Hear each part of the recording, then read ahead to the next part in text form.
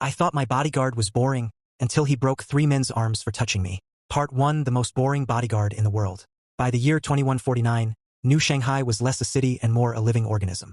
Towers of shimmering alloy climbed above the clouds, their transparent gardens filtering sunlight into glowing streets below, while magnetic transit rails stitched together districts that floated like islands of civilization suspended between steel and sky. Artificial intelligence quietly managed everything from weather regulation to traffic patterns. Delivery drones buzzed overhead like mechanical birds, and university students attended lectures where holographic professors collaborated with real ones across continents. Yet despite all the futuristic technology, one thing stubbornly refused to disappear: old money. The world's oldest families had survived every technological revolution imaginable. They had adapted, merged with megacorporations, invested in quantum computing before governments even understood it, and quietly accumulated enough influence to make elected officials nervous. They no longer ruled through titles or crowns, but through patents, research laboratories, orbital industries, and enough wealth to casually buy entire cities. Among them, the Ashford family stood near the very top. Everyone in New Shanghai knew the name. No one had actually met the infamous youngest heir, mostly because he was impossible to predict. His name was Adrian Ashford, a 20-year-old university student who possessed the extraordinary talent of creating complete chaos before breakfast while somehow maintaining perfect grades, terrifying business instincts, and an almost supernatural ability to embarrass everyone around him. Depending on whom one asked, Adrian was either an adorable menace or a natural disaster wearing luxury sneakers. Today was no exception. No, the elderly butler stared in disbelief. Young master, absolutely not. But why? Because peacocks do not belong inside a university lecture hall. Adrian crossed his arms dramatically. They're emotional support peacocks. They're genetically modified military reconnaissance birds. They're adorable. They have laser targeting systems. They're still adorable. The birds themselves chirped proudly. The butler pinched the bridge of his nose. Across the mansion's entrance hall, nearly 30 employees had stopped working just to witness yet another completely unnecessary argument. Everyone already knew how this would end. It always ended the same way. Adrian would insist. The butler would refuse. Someone would accidentally encourage Adrian. Chaos would follow. Sure enough, I already registered them as exchange students. You what? I uploaded fake student profiles. The old man nearly fainted. They have attendance records. They're majoring in environmental engineering. They've been accepted into 2 research clubs. Silence. One maid quietly turned around before anyone noticed she was laughing. The butler looked toward the security staff. Confiscate the birds. Immediately, 3 peacocks spread their metallic wings. Tiny defense drones unfolded beneath colorful feathers. Red warning lights blinked. Retreat. Every guard took 3 synchronized steps backward. Adrian grinned victoriously.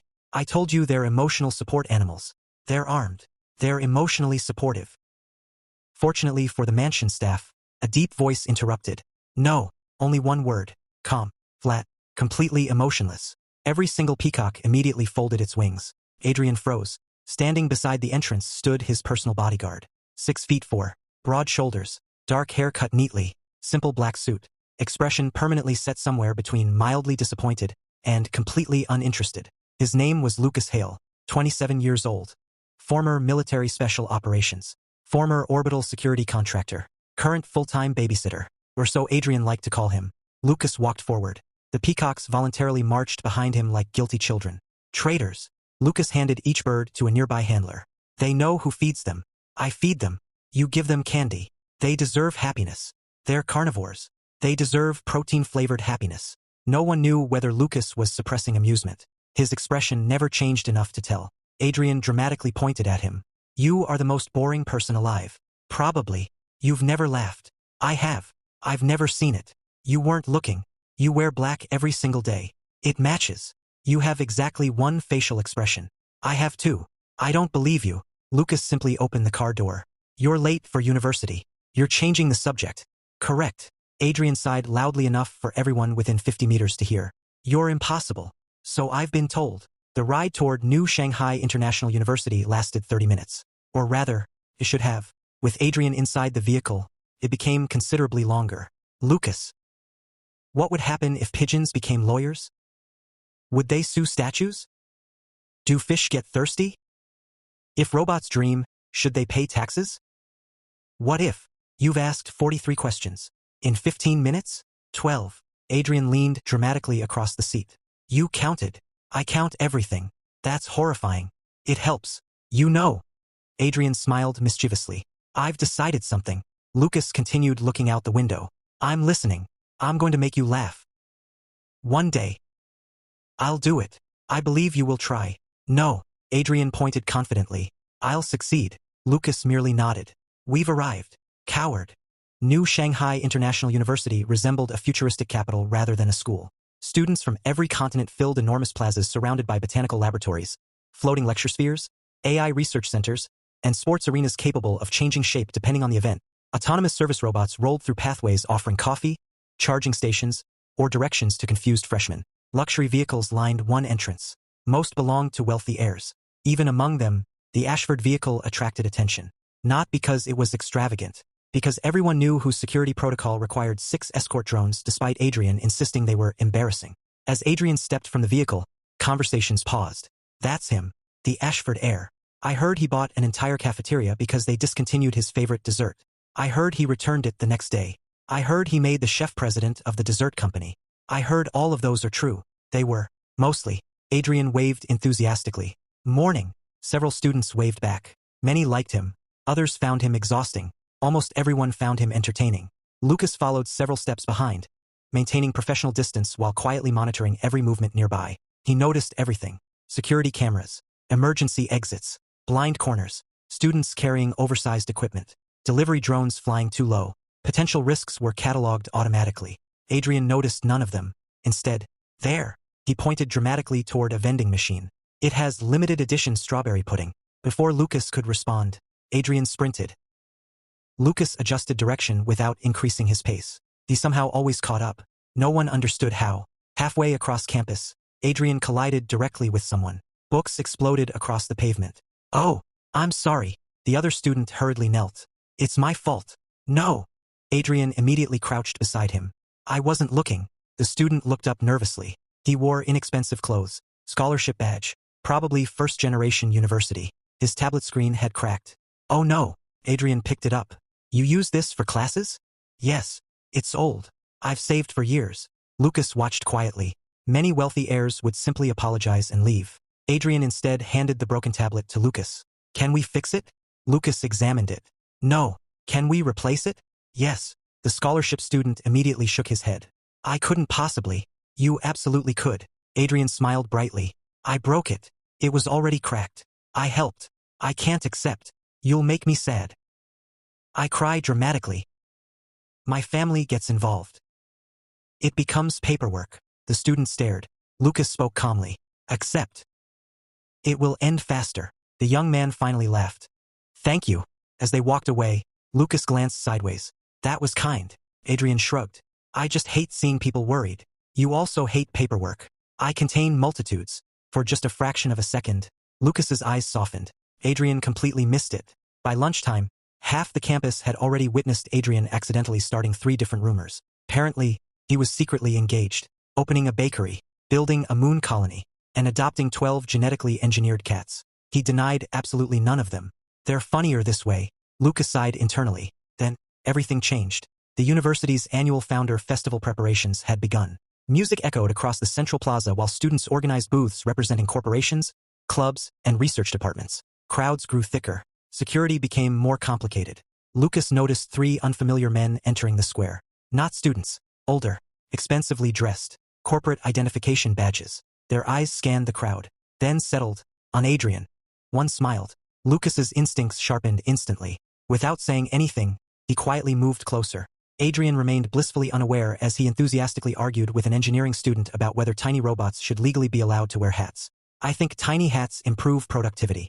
That's ridiculous. They improve morale. They're machines. They deserve fashion. Behind him, the 3 men approached. One spoke loudly. So that's the famous Ashford prince. Another chuckled.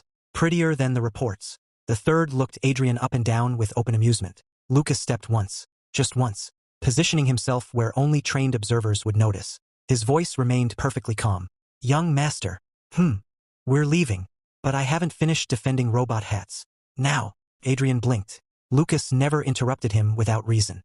Okay. The 3 strangers smiled wider as they closed the remaining distance. One reached toward Adrian's shoulder. Young Master Ashford, perhaps we could.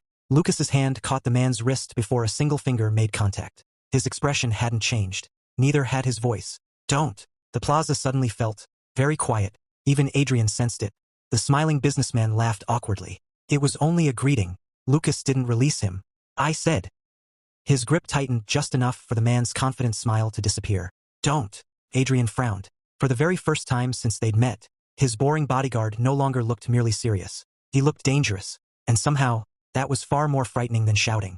The festival music continued to play. Students continued laughing in the distance. Yet around the four men, the air itself seemed to grow heavy. Adrian had absolutely no idea what was happening. But for the first time since coming to university, he realized there were people in the world who weren't looking at him because he was funny. They were looking at him because of the family name he carried. And Lucas already knew exactly how dangerous that could become. Part 2. The cheerful atmosphere of the Founder Festival seemed to freeze in place as Lucas's hand closed around the stranger's wrist with such precision that the movement was almost impossible to follow. Adrian had spent nearly 2 years calling his bodyguard the most boring man on the planet because Lucas rarely smiled, never lost his composure, and answered even the most ridiculous questions with calm practicality. He had never once imagined that beneath the perfectly tailored black suit and expressionless face hid someone capable of changing the mood of an entire plaza without raising his voice. The businessman who had reached toward Adrian only moments earlier found his confident smile slowly fading as he realized he could not pull his arm free, no matter how casually he attempted to disguise the effort. I believe I introduced myself politely, the man said, forcing a laugh that failed to convince anyone within earshot. Surely your employer doesn't expect you to treat potential business partners like criminals. Lucas neither loosened his grip nor displayed the slightest hint of emotion. His steel-gray eyes remained fixed on the man's face as though evaluating every twitch of every muscle. You approached without authorization, ignored the established security perimeter, and attempted physical contact after being instructed to stop. That was your first mistake. The plaza had become noticeably quieter. Several nearby students who had originally been decorating festival booths had turned their heads toward the unusual confrontation, while the university's floating security drones subtly altered their patrol routes, recognizing elevated stress levels through biometric monitoring. Adrian glanced between Lucas and the three strangers in complete confusion. This was supposed to have been another carefree afternoon filled with engineering exhibitions, food stalls, and his entirely reasonable campaign to convince the robotics department that miniature hats should become mandatory accessories for service robots. Instead, his bodyguard suddenly looked like someone who belonged on an active battlefield rather than a university campus. The second businessman stepped forward, flashing what he clearly believed was a charming smile.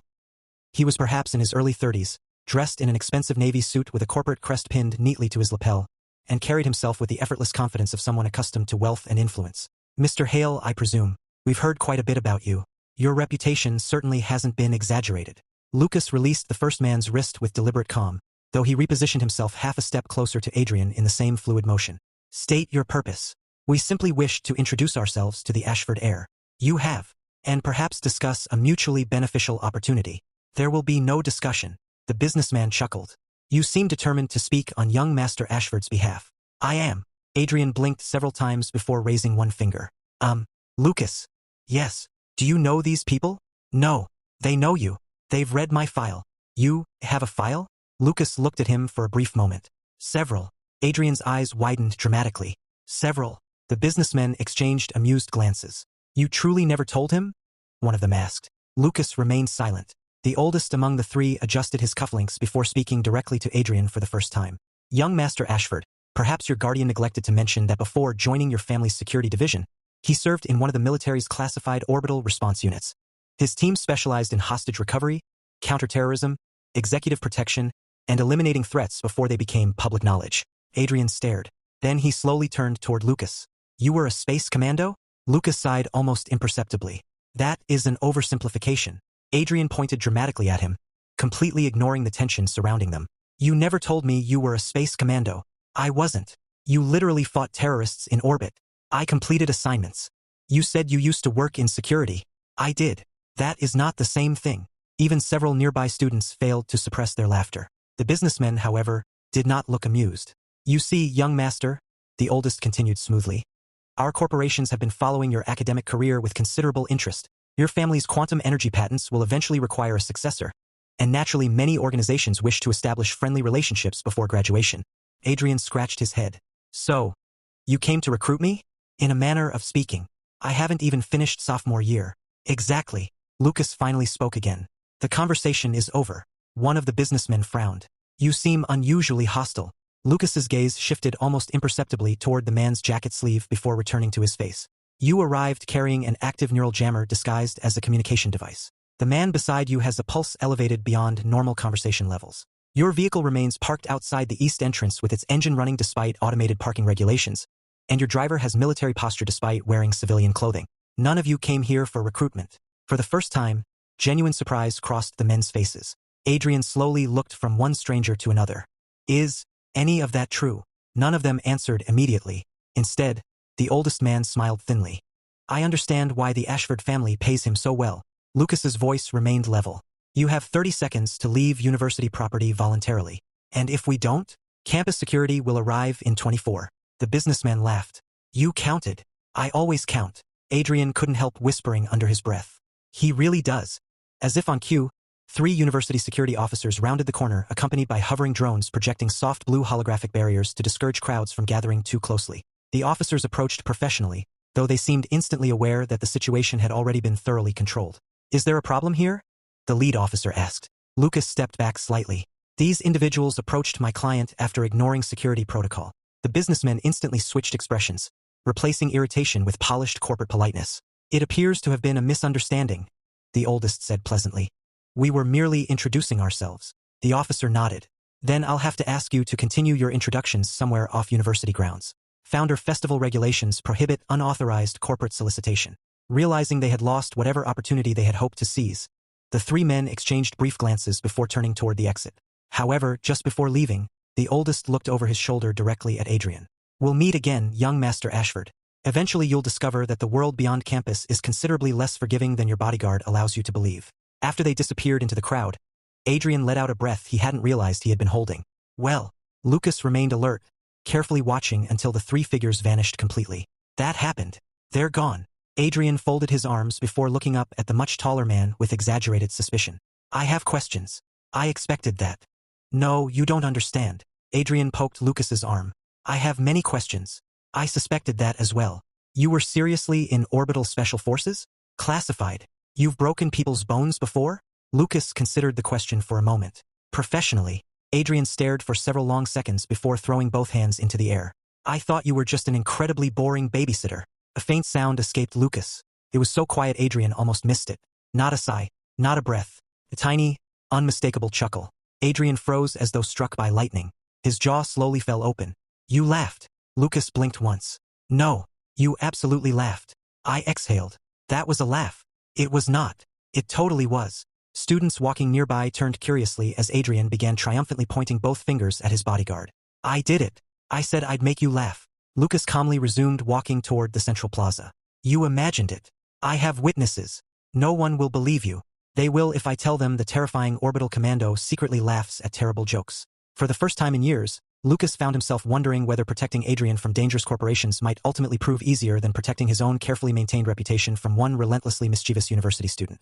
Part 3. The afternoon sun painted the towering glass structures of New Shanghai International University in warm shades of gold, softening the sharp futuristic skyline into something almost peaceful.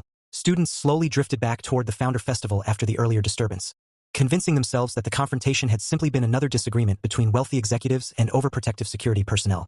Rumors, however, spread across campus faster than any official announcement. Within an hour, countless versions of the story had already appeared on the university's student network. Some claimed Adrian Ashford's bodyguard had disarmed an assassin with one hand. Others insisted Lucas Hale was secretly a retired general. One particularly creative post suggested that Lucas was actually an experimental android designed by the military. Adrian spent nearly 10 minutes reading every ridiculous theory before declaring that the android rumor was his personal favorite. You know, Adrian said as they walked beneath the transparent skybridge connecting the engineering faculty to the central library. If you really were a robot, that would explain why you've never willingly eaten dessert. Lucas carried 2 shopping bags filled almost entirely with snacks Adrian had insisted were essential emergency supplies, despite having purchased them less than 5 minutes earlier. I eat dessert. Adrian spun around dramatically while walking backward. I have never seen it. You weren't paying attention. I pay attention all the time. Lucas raised an eyebrow. You once spent an entire lecture convincing yourself that the professor's hologram had developed feelings for the classroom projector. Because they had chemistry. They were electronic devices. Exactly. Lucas decided silence remained the safest response. Adrian grinned triumphantly. I win. You usually believe that. I usually do. Their conversation was interrupted when a cheerful voice called Adrian's name from across the courtyard. Adrian. A young man jogged toward them carrying several design tablets under one arm while struggling to keep his backpack from sliding off his shoulder. His sandy blonde hair looked perpetually untidy despite obvious attempts to style it, and his smile possessed the kind of easy warmth that made people instinctively trust him. Ethan. Adrian waved enthusiastically. You're alive. I missed one group meeting. I assumed finals had claimed another victim. Ethan Brooks laughed before shaking his head. I've been locked inside the robotics laboratory for 3 days because Professor Carter decided our competition drone wasn't fast enough. Wasn't it already the fastest one? Apparently it now needs to outrun military surveillance equipment. Adrian nodded solemnly. Reasonable. It absolutely isn't. Lucas watched the interaction quietly. Ethan was one of the few classmates who treated Adrian like an ordinary university student instead of the heir to one of the wealthiest legacy families on Earth. The friendship had begun during their freshman year after Adrian accidentally destroyed Ethan's autonomous coffee machine by feeding it carbonated juice instead of water. Somehow, replacing the laboratory equipment had evolved into genuine companionship. Ethan finally noticed Lucas carrying the shopping bags. Why is your bodyguard holding 12 containers of strawberry pudding? Adrian answered proudly. Because he's supportive. Lucas spoke at the same time. Because he refused to carry them. I changed my mind. You dropped them. I made a tactical retreat. Ethan chuckled. I swear your conversations sound like an old married couple. The words escaped before he could think. Silence settled over the small group. Adrian blinked twice. Lucas remained expressionless. Ethan slowly covered his face. Forget I said that. Adrian burst into laughter so suddenly that several nearby students turned toward him. Oh, that's wonderful. I didn't mean. I'm absolutely telling everyone. Please don't. I'll tell them you're jealous because Lucas carries my pudding. Lucas looked toward Ethan with what might have been the smallest trace of sympathy. Good luck. You could help me. I could. Will you? No. Adrian laughed even harder. After saying goodbye to Ethan, the pair continued toward the advanced technology building, where Adrian had one final lecture before returning home. The classrooms in the quantum systems department overlooked enormous indoor gardens filled with genetically restored plants that had once been considered extinct. Waterfalls flowed down transparent walls, cooling the massive atrium naturally, while tiny maintenance drones disguised as butterflies floated between flowers collecting environmental data. It was one of Adrian's favorite places on campus because it never felt confined despite being surrounded by towering architecture.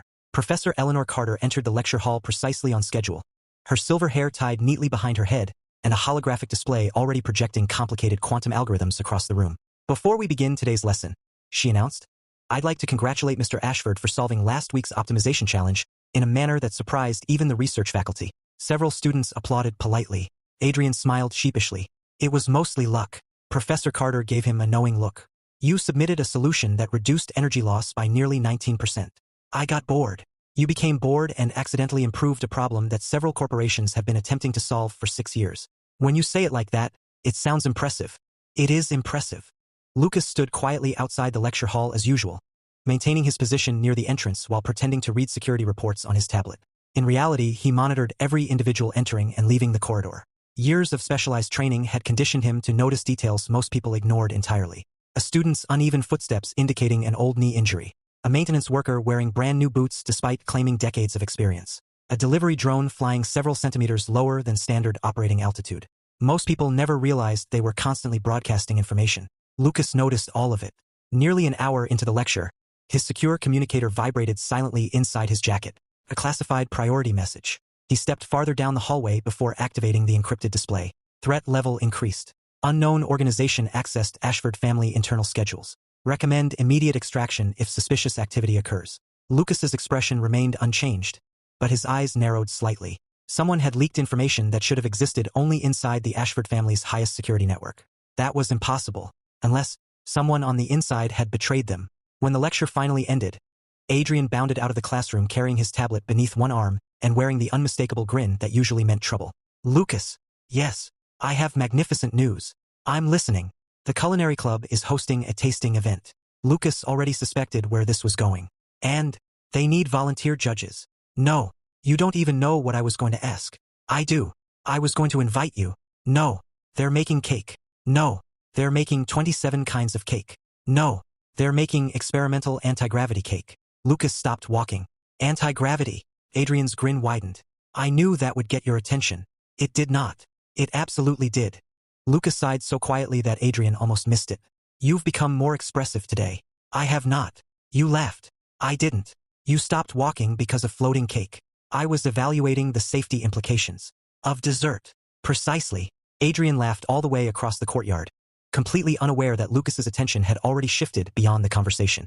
Standing on the rooftop of a building nearly 300 meters away, partially concealed behind solar panels, someone was watching them through a high-powered optical scope. Lucas met the distant figure's gaze for the briefest fraction of a second. The observer immediately lowered the device and disappeared from sight.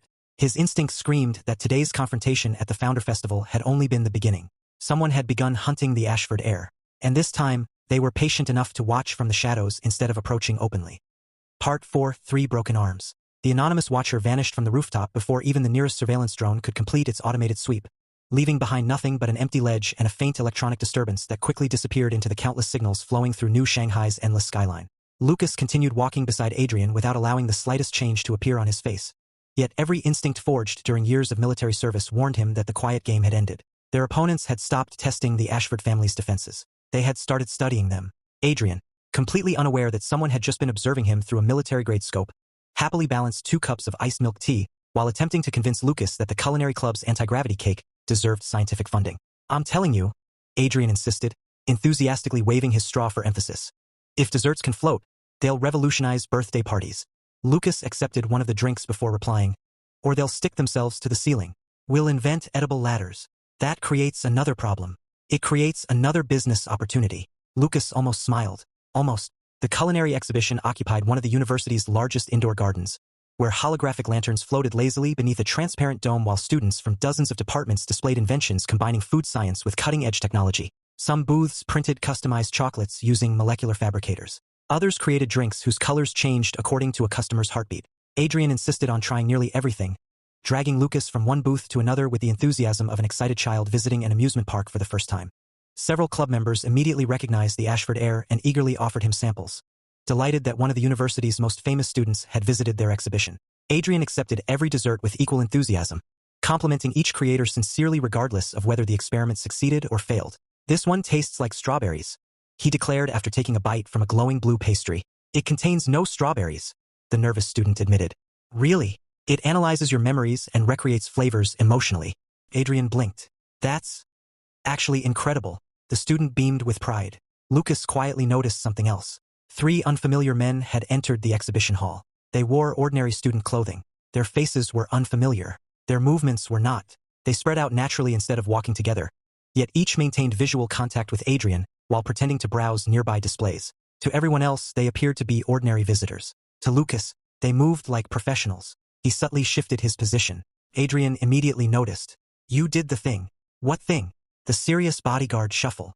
"I don't know what you're referring to." "You moved 3 steps to the left. It was efficient." "It means something's wrong." Lucas didn't answer. That silence told Adrian everything. His playful smile faded. The years they had spent together had taught him something important. Lucas never panicked. If Lucas became cautious, someone else should be terrified. One of the strangers approached casually, carrying a tray of drinks. Another drifted closer from Adrian's blind side.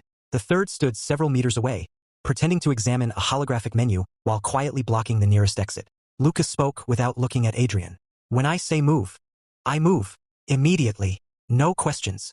No questions." Adrian swallowed. "Okay." The nearest stranger smiled politely. "Excuse me. Would either of you happen to know where the molecular gastronomy exhibit?" "Move." Lucas's voice remained calm. Adrian reacted instantly. Without hesitation, he ducked exactly as instructed. A split second later, the stranger abandoned the friendly act entirely. His tray exploded upward. Not from clumsiness. From deliberate force. Hidden beneath the disposable cups lay a compact shock baton aimed directly toward where Adrian's neck had been moments earlier. Lucas intercepted the attack before anyone else realized what had happened. His left hand caught the weapon. His right palm struck the attacker's elbow with surgical precision. A sickening crack echoed through the exhibition hall. The man's scream arrived a heartbeat later. His arm bent at an angle no elbow should ever bend. Chaos erupted. Students scattered in every direction. The second attacker lunged forward, abandoning all pretense, producing a carbon fiber combat knife from beneath his jacket. Lucas pivoted. The knife never reached him. One effortless movement redirected the attacker's momentum into the edge of a reinforced serving counter. Another crack. Another horrified scream. His shoulder dislocated violently as his wrist struck the steel surface. The third man realized the mission had collapsed. Instead of retreating, he charged Adrian directly. Adrian's heart hammered inside his chest. For one frozen instant he saw the attack coming, yet his body refused to move quickly enough. Lucas did. He crossed nearly 4 meters before Adrian could even blink. His fist never struck the man's face. Instead, he trapped the incoming arm beneath his own, rotated once, and applied enough force to shatter the attacker's forearm while simultaneously throwing him across an empty dining table. The reinforced table snapped in half. The attacker didn't get back up. Silence engulfed the enormous exhibition hall. Hundreds of students stared. No one moved. 3 grown men. 3 broken arms. Less than 10 seconds. Lucas calmly adjusted his suit jacket as though nothing unusual had occurred. Young master. Why yes. Are you injured? Adrian looked down at himself. I spilled my milk tea. Anything else? My pudding is upside down. Lucas nodded. Good. Good. You aren't hurt. Campus security finally stormed into the building accompanied by armed response drones. They stopped, looked at the unconscious attackers, looked at Lucas. One officer quietly muttered to another. We're too late. The senior officer sighed. Again. Lucas surrendered peacefully for questioning, answering every inquiry with concise professionalism while Adrian loudly insisted that his bodyguard had done absolutely nothing wrong. He literally saved me. Young master. They had knives. Please remain behind the safety line. They tried to stab me during dessert. Several witnesses enthusiastically supported Adrian's version. So you're all saying Mr. Hale neutralized 3 armed attackers by himself? The entire culinary club nodded simultaneously. One engineering student raised his hand. It was actually kind of amazing. Another student added, I think it lasted 8 seconds? I timed it. Someone else admitted. 7.6. Adrian proudly folded his arms. I've been telling everyone he's secretly terrifying. Lucas looked at him. I asked you not to. I wasn't listening. I noticed.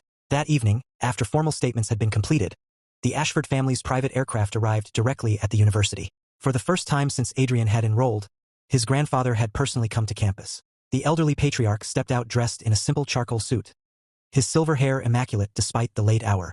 Students instinctively parted.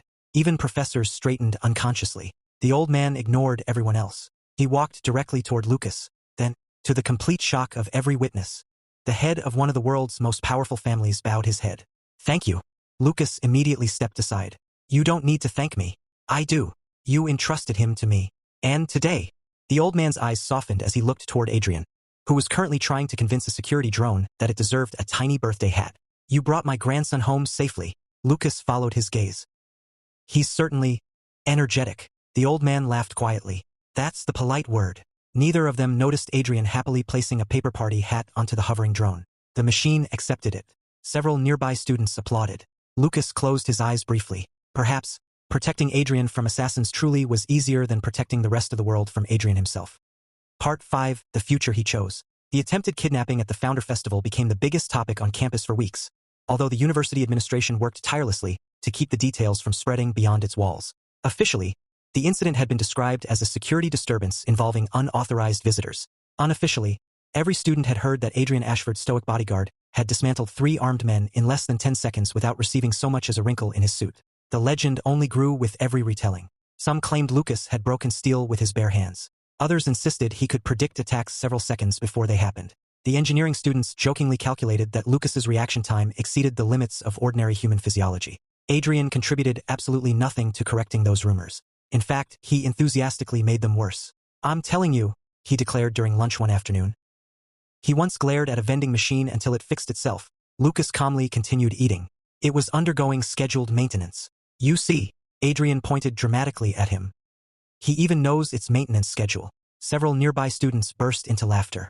Lucas quietly accepted that there was no saving his reputation anymore. Despite the cheerful atmosphere Adrian worked so hard to preserve, the Ashford family quietly increased security around him. Additional surveillance drones patrolled the university perimeter. Plainclothes security officers blended into the crowds, posing as graduate students and visiting researchers. Adrian noticed most of them within 2 days.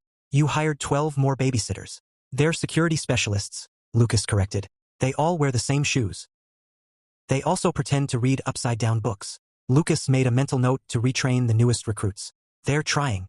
They're adorable. They're professionals. They're terrible actors. The investigation moved quickly. The 3 captured attackers eventually admitted they had been hired through layers of shell corporations connected to a rival technology conglomerate hoping to force the Ashford family into licensing negotiations. Adrian himself had never been the real target. He had simply been the easiest way to pressure one of the world's most influential families. When Adrian learned the truth, the childish grin he wore so effortlessly disappeared for an entire evening. They never cared about me. Lucas looked at him across the quiet mansion library. They cared because of you. That's different. No, it feels different. Lucas closed the file he had been reading. They underestimated something. Adrian looked up. What? You aren't valuable because you're an Ashford. You're an Ashford because people like you built that family into what it is.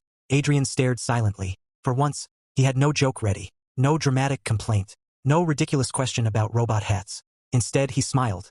A small, genuine smile that reached his eyes. You really are terrible at giving compliments. I wasn't giving one. You absolutely were. Lucas chose not to argue. Life slowly returned to normal. Or at least as normal as life around Adrian Ashford could ever become. He accidentally organized a university-wide water balloon battle after misreading an event proposal. He convinced the architecture department to build a rooftop garden shaped like a sleeping cat. He somehow became honorary president of 3 different student clubs despite never attending their meetings. Wherever Adrian appeared, laughter followed. Wherever Lucas appeared, order returned shortly afterward. Somehow, they balanced each other perfectly. Graduation arrived 2 years later beneath clear spring skies. Thousands of students filled the enormous outdoor amphitheater, while holographic fireworks painted brilliant colors across the afternoon sky. Families applauded proudly as graduates received their degrees one by one. Adrian graduated with highest honors. No one was surprised. The professors still remembered the countless occasions when he had solved problems that baffled researchers while simultaneously asking whether quantum computers deserved birthday parties.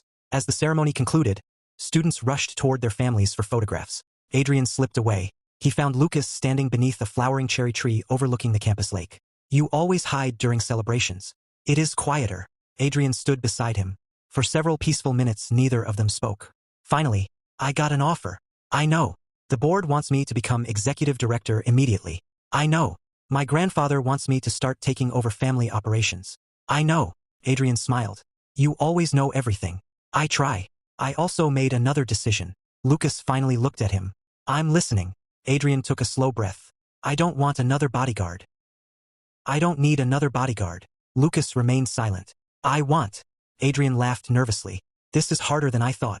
It usually is. I want you to stay. As head of security? Adrian shook his head. No. Lucas waited. I want you to stay beside me because... Adrian looked directly into those calm gray eyes that had protected him through countless ordinary days and extraordinary dangers. Because somewhere between annoying you every day and watching you save my life, I fell in love with you. The breeze carried pink petals between them. Lucas's expression remained perfectly composed. For nearly 10 seconds, Adrian sighed dramatically. I got rejected. You didn't. I think I did. You talk too much. I definitely did. Lucas stepped forward. Very gently, he reached up and brushed a stray cherry blossom petal from Adrian's hair.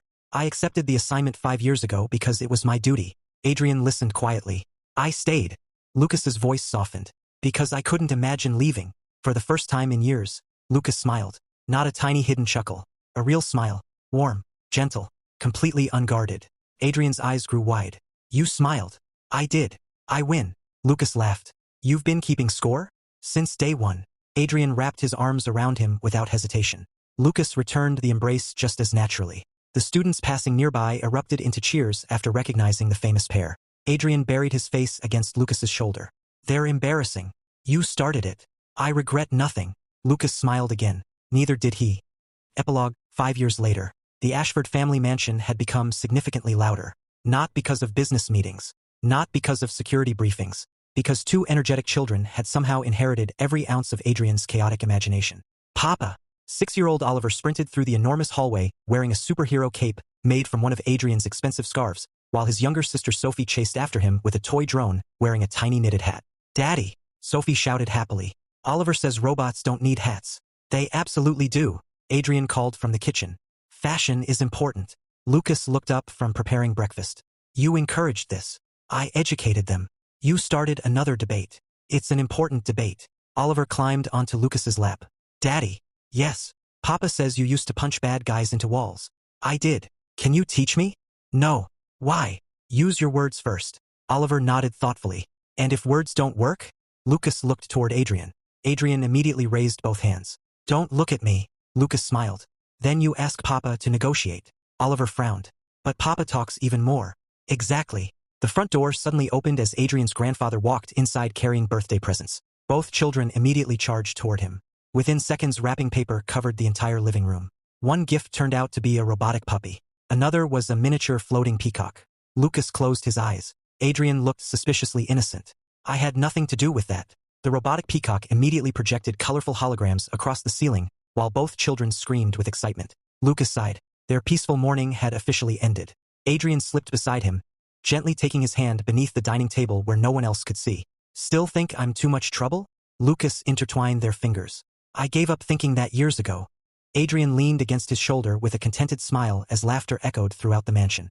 For all the danger they had survived, for all the conspiracies they had defeated, and for every absurd adventure Adrian continued to invent, Lucas had discovered a simple truth.